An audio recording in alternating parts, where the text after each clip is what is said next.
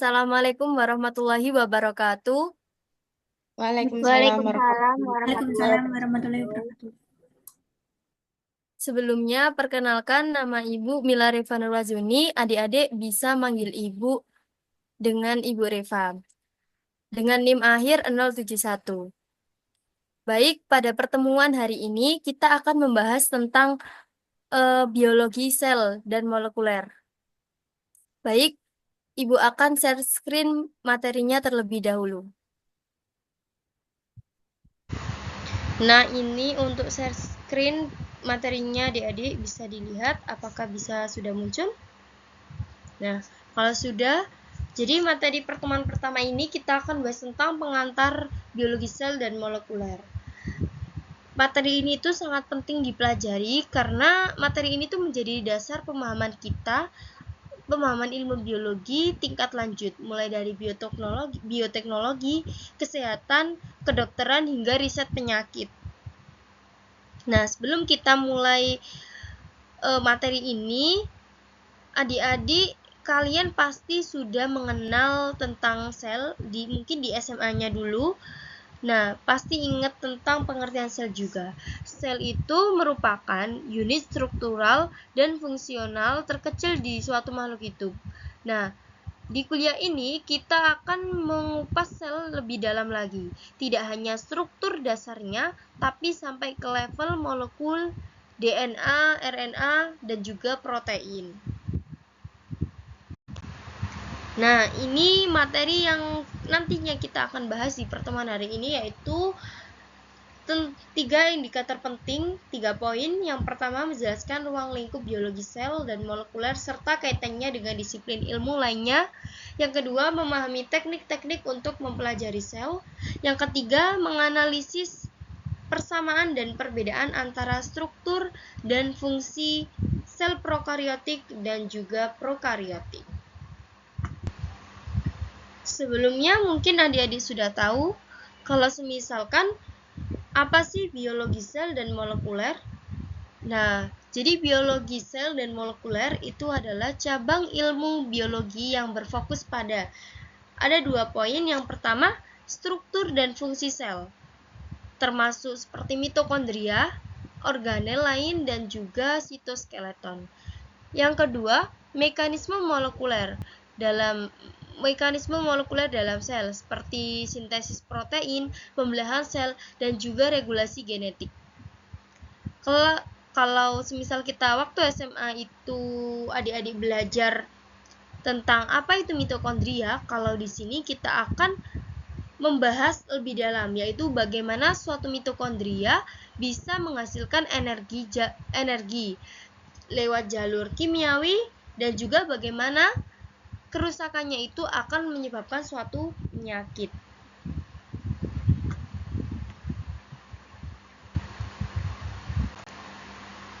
Nah, ruang lingkup biosel mol.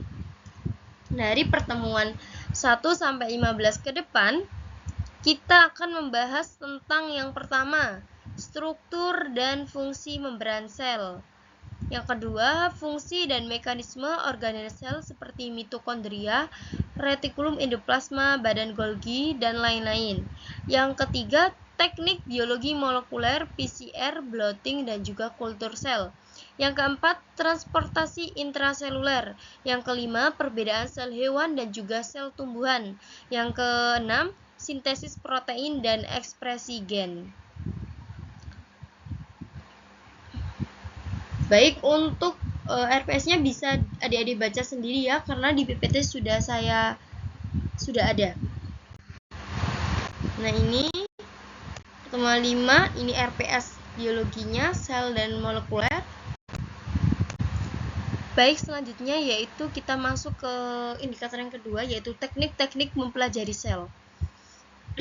Fungsi utama kita mempelajari teknik-teknik mempelajari sel ini yaitu memungkinkan kita untuk mengamati suatu sel dalam kondisi in vitro di luar tubuh seperti kultur sel, dan juga in vivo di dalam organisme hidup. Dengan teknik-teknik ini kita itu dapat mendapat wawasan yang lebih mendalam tentang kehidupan seluler, mulai dari dia berkembang, berfungsi, dan juga berinteraksi dalam konteks alami mereka.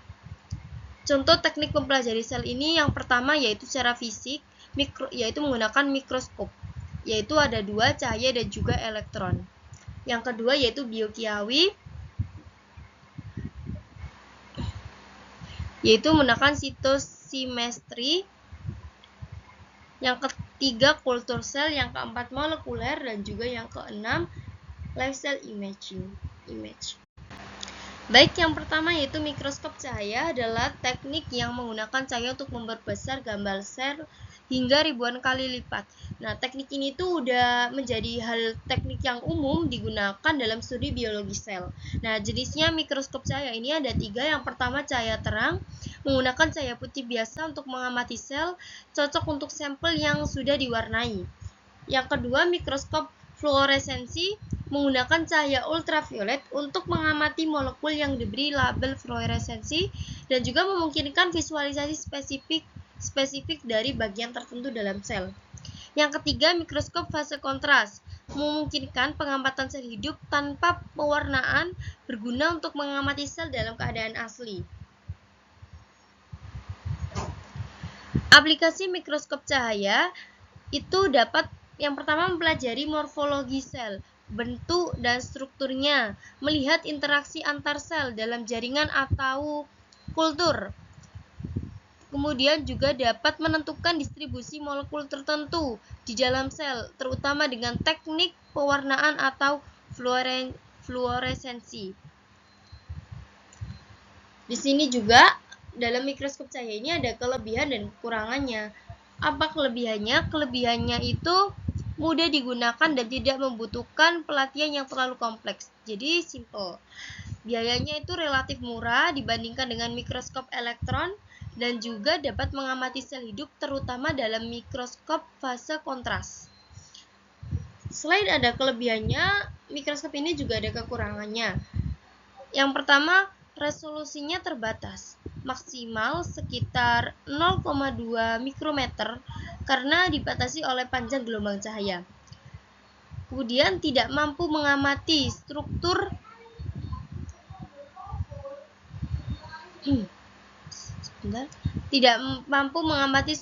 subseluler seperti ribosom atau membran internal dengan detail tinggi. Kurang cocok untuk analisis molekul atau organel yang sangat kecil. Selanjutnya yaitu mikroskop elektron. Mikroskop elektron adalah alat yang menggunakan berkas elektron untuk memperbesar gambar atau objek. Bukan cahaya seperti pada mikroskop cahaya, karena elektron ini memiliki panjang gelombang yang jauh lebih pendek dibandingkan cahaya tampak. Mikroskop ini mampu menghasilkan resolusi yang jauh lebih tinggi. Nah, jenisnya itu ada 2. Yang pertama yaitu scanning elektron mikroskop atau yang disingkat dengan SEM. Nah, gambar pada mikroskop ini, jenis mikroskop ini menghasilkan gambar 3 dimensi dari permukaan sel atau objek. Cocok untuk melihat bentuk dan struktur sel bagian luar dengan detail tinggi. Jenis yang kedua yaitu transmission elektron mikroskop, pengamatan struktur internal sel hingga skala nanometer, digunakan untuk mengamati struktur internal sel termasuk organel-organel seperti mitokondria, retikulum endoplasma, dan lain-lain. Gambar yang dihasilkan dari mikroskop ini bersifat 2 dimensi, tetapi dengan resolusi yang sangat tinggi. Pengaplikasiannya, yang pertama sangat berguna untuk mempelajari struktur rinci organel seluler, misalnya mitokondria, kloroplas, dan juga nukleus. Yang kedua, digunakan dalam penelitian biologi sel dan molekuler, serta bidang material sains. Sama seperti mikroskop cahaya, di mikroskop elektron ini juga ada kelebihan dan juga kekurangannya. Kelebihannya apa? Resolusinya itu sangat tinggi, dapat mencapai tingkat nanometer, mampu melihat detail yang tidak bisa dilihat oleh mikroskop cahaya. Kekurangannya, sampelnya itu harus dipersiapkan dengan kompleks dan dapat rusak dalam prosesnya. tidak bisa digunakan untuk mengamati sel hidup karena proses preparasinya membutuhkan vakum dan pelapisan logam berat. Jadi tidak seperti mikroskop cahaya yang bisa digunakan untuk mengamati sel hidup. Cytochemistry adalah teknik menggunakan reagen kimia untuk mengidentifikasi komponen tertentu di dalam sel. Nah, metode ini ada dua, yaitu pewarnaan spesifik, pewarnaan kimia pengikat komponen tertentu seperti DNA, RNA, atau protein dalam sel, dan juga enzimatik menggunakan enzim yang spesifik untuk mewarnai bagian sel yang ditargetkan.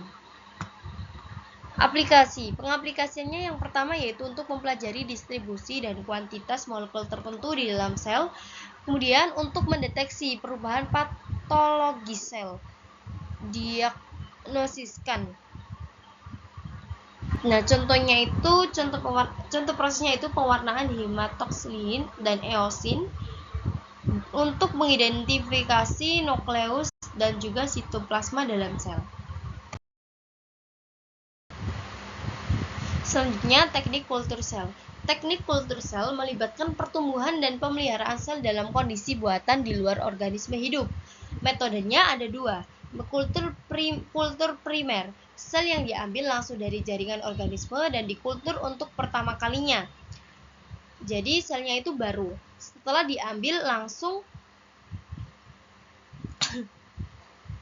dicek. Yang kedua yaitu kultur sel garis atau sel line, sel yang telah mengalami subkultur dan dapat ditumbuhkan berulang kali. Jadi pada sel kultur primer itu selnya baru, langsung diambil, langsung dicek. Kalau misal kultur sel garis itu subkultur dan bisa ditumbuhkan berulang kali, jadi dapat tumbuh berulang kali. Nah, untuk pengaplikasiannya, teknik kultur sel ini digunakan dalam riset biomedis seperti pengujian obat, studi interaksi sel-sel, dan juga pemahaman tentang kanker. Makanya kalau orang kena kanker itu menggunakan teknik kultur sel. Keuntungannya apa? Memungkinkan studi jangka panjang pada sel di lingkungan yang terkontrol. Tantangannya, mempertahankan kondisi optimal yang menyerupai lingkungan alam sel bisa menjadi sulit dan memerlukan banyak waktu. Selanjutnya yakni teknik molekuler, PCR, Western blot, dan lain-lain. Yang pertama, PCR. Teknik untuk mengamplifikasi fragmen DNA spesifik secara eksponensial memungkinkan analisis genetik dari jumlah DNA yang sangat kecil. Pengaplikasiannya itu buat analisis genetik, deteksi patogen, dan juga penelitian evolusi. Yang kedua yaitu Western blot, teknik untuk mendeteksi dan mengidentifikasi protein spesifik dalam sampel menggunakan antibodi. Pengaplikasiannya itu digunakan untuk studi ekspresi protein, deteksi protein terkait penyakit. Aplikasi lainnya yaitu RT-PCR untuk kuantifikasi ekspresi gen secara real time, jadi setiap runtut. Northern blot untuk analisis ekspresi RNA. Kemudian in situ hybridization untuk mendeteksi lokasi spesifik gen atau mRNA dalam sel ataupun jaringan. Dalam teknik molekuler ini ada keuntungan dan juga kekurangannya. Keuntungannya itu sangat spesifik, memungkinkan studi mendalam tentang ekspresi gen protein.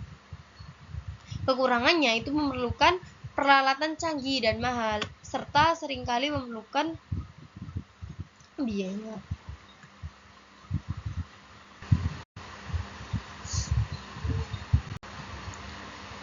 Selanjutnya yaitu live cell imaging. Adalah teknik untuk mengamati sel-sel hidup dalam waktu nyata menggunakan mikroskop yang dilengkapi dengan kamera dan sistem pencitraan.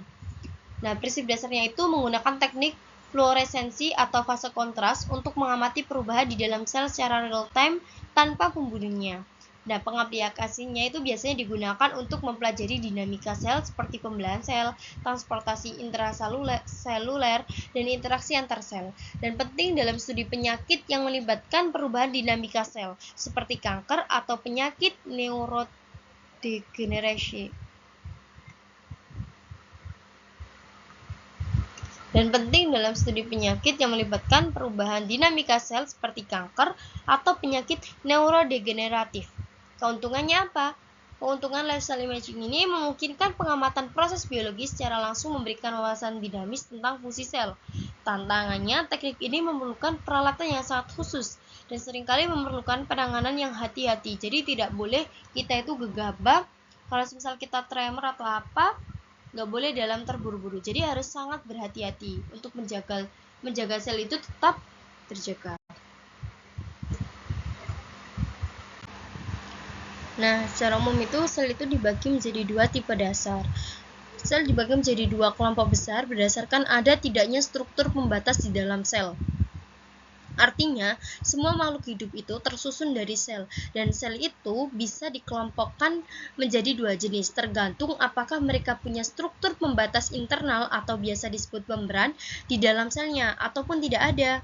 Nah, yang pertama ini kita sel prokaryotik. Adalah sel yang tidak memiliki struktur pembatas internal seperti membran yang membungkus inti atau organel lainnya.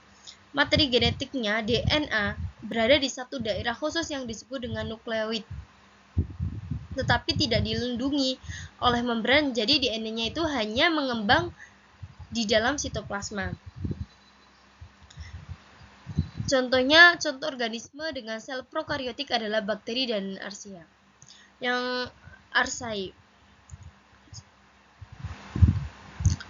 Yang selanjutnya yaitu sel eukariotik, itu sel yang memiliki pembatas membran internal atau membran.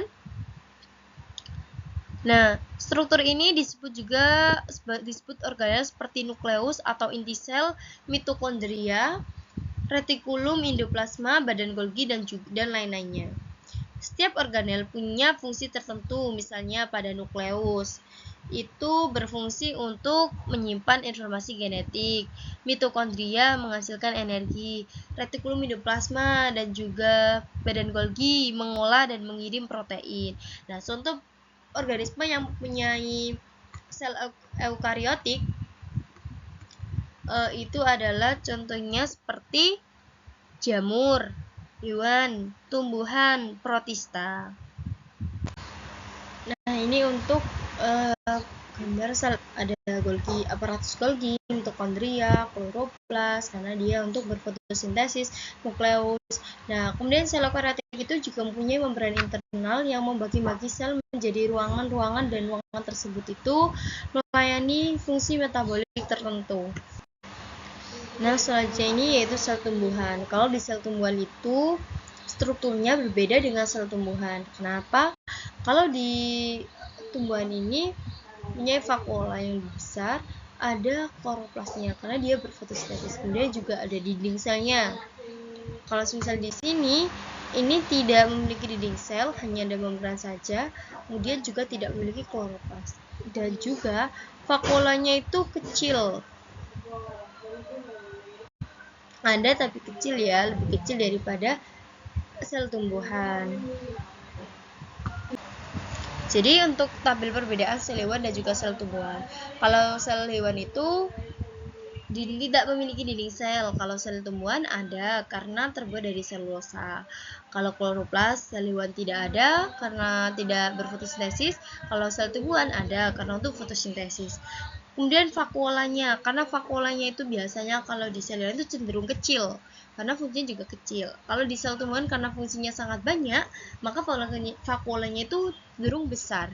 Terus bentuk selnya itu kalau sel hewan lebih bervariasi, karena sel tumbuhan itu memiliki dinding sel, maka sel yang kaku, maka dia itu bentuknya cenderung sama. Lisosomnya itu memiliki lisosom. Kalau sel tumbuhan itu karena prosesnya itu semua sudah pencernaannya sudah dilakukan oleh vakuola, maka dia tidak memiliki lisosom. Kemudian organel sentralnya, nukleus terletak di pusat, kalau di sel tumbuhan terletak di tepi. Retikulum endoplasmanya, kalau sel hewan ini memiliki RE halus dan juga kasar. Kalau pada sel tumbuhan, RE halusnya itu lebih dominan, lebih banyak daripada RE kasarnya. Mitokondria itu cenderung lebih kecil. Kalau sel tumbuhan karena fungsinya yang banyak, maka dia itu cenderung lebih besar. Fungsi khusus, kalau sel hewan makanya dia tidak memiliki dinding sel karena dia itu sel hewan berperan dalam gerak aktif dan respon cepat. Kalau pada sel tumbuhan, dia itu berperan dalam fotosintesis dan kemampuannya itu dan dia itu menjaga kemampuannya untuk tetap berdiri tegak. Nah, ini untuk perbedaan sel prokariotik dan juga eukariotik. Kalau pada perbedaan organismenya, kalau prokariotik itu bakteri dan juga archaea. Kalau misalnya eukariotik itu protista, fungi, tumbuhan dan juga hewan. Ukuran selnya itu kalau prokariotik 1 sampai 5 mikrometer, kalau eukariotik 10 sampai 100 mikrometer, jadi lebih besar. Kalau nukleus inti selnya, karena prokariotik tidak memiliki membran inti, tidak ada nukleus. Kalau misalnya eukariotik memiliki membran inti, jadi ada nukleus. Kromosomnya itu jenisnya tunggal. Kalau eukariotik banyak kromosom. Mitokondrianya kalau di prokariotik tidak ada. Eukariotik ada. Kloroplasnya juga sama, tidak ada. Kalau di eukariotik ada pada alga dan tanaman. Kalau retikulum endoplasmanya juga sama, tidak ada. Kalau di eukariotik ada. Kompleks Golgi tidak ada kalau di prokariotik, eukariotik ada. Mesosomnya ada kalau di eukariotik tidak ada. Ribosom 50S dan 30S. Kalau eukariotik 60 dan juga 40S. Flagella kalau prokariotik lebih sederhana dan tersusun atas flagellin. Kalau eukariotik kompleks tersusun atas tubulin. Pembelahan selnya itu prokariotik biner, kalau eukariotik secara mitosis dan meiosis. Kalau organ selnya itu prokariotik termasuk sel tunggal, kalau eukariotik itu termasuk sel tunggal dan sel banyak sel. Nah, ini perbedaan fungsi dan struktur utama sel prokariotik dan eukariotik. Kalau misalkan eukariotik itu tidak ada intinya, ada inti membran intinya, kalau prokariotik tidak memiliki membran inti. Kemudian pada sistem endomembrannya itu kalau sel prokariotik juga tidak ada, kalau eukariotik ada. Retikulum endoplasmanya itu penghubung antara bagian sel dan tempat melekatnya ribosom pembentuk protein. Kalau di prokariotik tidak ada, kalau di eukariotik ada. Kemudian mitokondria yaitu penghasil energi tidak ada pada prokariotik, tidak ada, dan pada sel eukariotik ada.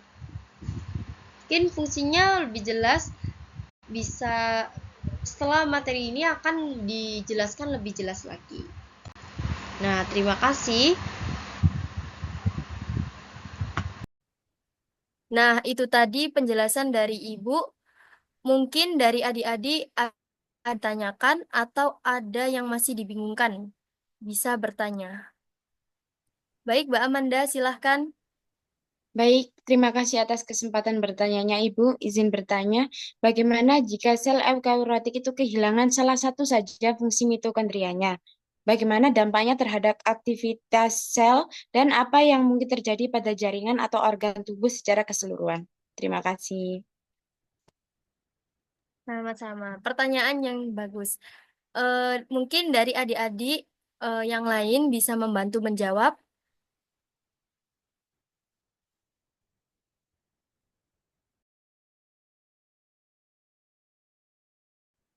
Oke, Mbak Tias, monggo. Baik, izin menjawab.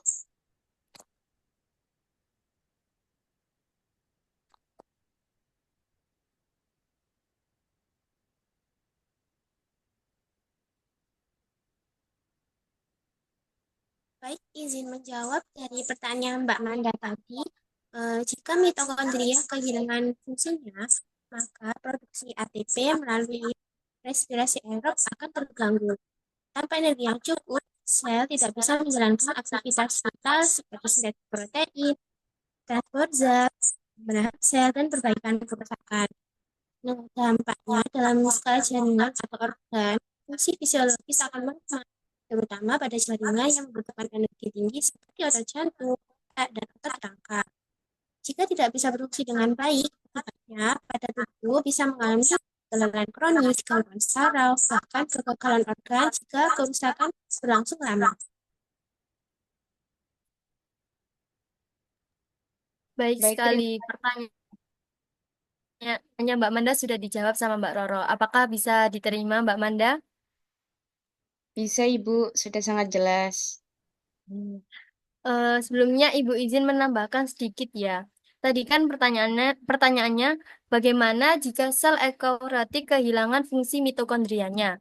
Nah, jadi begini, jika mitokondria itu tidak berfungsi, sel akan beralih ke jalur metabolisme anaerob ataupun pada proses glikolisis glikolisis untuk menghasilkan energi. Namun pada proses ini itu hanya menghasilkan sedikit ATP dibandingkan dengan proses respirasi aerob, sekitar 36 ATP. Hal ini itu dapat menyebabkan efisiensi energi yang sangat rendah. Kemudian apa dampaknya ketika hal ini terjadi? Karena tubuh kita itu lebih banyak memakai jalur anaerob, maka akan terjadi penumpukan asam laktat yang dapat menyebabkan kelelahan otot lebih cepat, rasa nyeri, atau bahkan kondisi seperti asidosis metabolik jika berlangsung kronis. Baik, begitu Mbak Manda. Baik, Ibu. Terima kasih atas tambahannya. Iya, sama-sama. Mungkin dari adik-adik mahasiswa yang lain bisa bertanya. Ada yang ditanyakan atau masih ada yang dibingungkan? Cukup, Ibu. Ampun Ibu, sudah cukup. Baik, terima kasih adik-adik. Kita cukupkan perkuliahan hari ini. Ibu akhiri. Wassalamualaikum warahmatullahi wabarakatuh. Waalaikumsalam. Warahmatullahi wabarakatuh.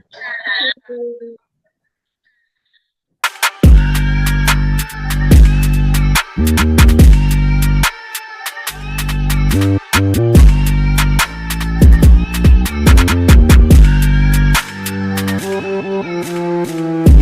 you.